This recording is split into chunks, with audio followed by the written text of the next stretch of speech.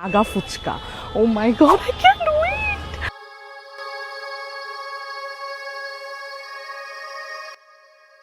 ফুচকা সাধারণত অনেকেরই পছন্দের একটা খাবার। কেউ খাচ্ছেন শখ করে, আবার কেউ ফুচকা খাওয়ার নিয়মিত একটা অভ্যাসে পরিণত করে ফেলেছেন।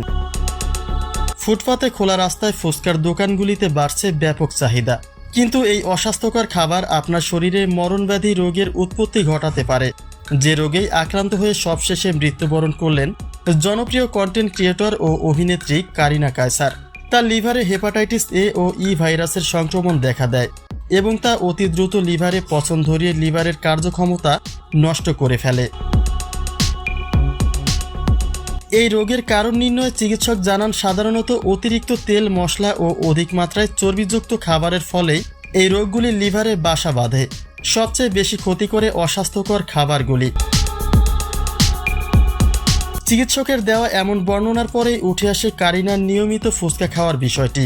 তিনি মাঝে মাঝে খোলা রাস্তায় দাঁড়িয়ে ফুচকার প্লেট নিয়ে লাইভে আসতেন, যে কারণে একটা প্রাথমিক ধারণা করা হয় যে রাস্তার অস্বাস্থ্যকর খাবার খেয়ে লিভার জটিলতায় ভুগছিলেন কারিনা। এছাড়াও তিনি হয়তোবা চর্বিযুক্ত খাবারগুলি বেশি খেতেন, যার ফলে আগে থেকেই তার ফ্যাটি লিভার ধরা পড়ে।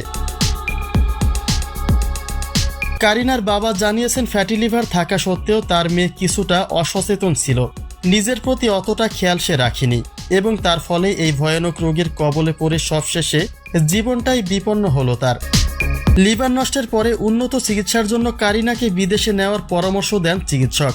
সিদ্ধান্ত নেওয়া হয়েছিল লিভার পরিবর্তনের, কিন্তু বিদেশে নিয়ে চিকিৎসা শুরু করতে না ফেরার দেশে পাড়ি জমালেন এই অভিনেত্রী। তবে তিনি যদি একটু সচেতন হতেন তাহলে হয়তোবা এত কঠিন রোগে আক্রান্ত হতেন না। অতএব যারা খোলা রাস্তার অস্বাস্থ্যকর খাবারগুলি পছন্দ করেন তাদের জন্য কারিনার এই ঘটনাটি বিশেষ এক সতর্ক বার্তা।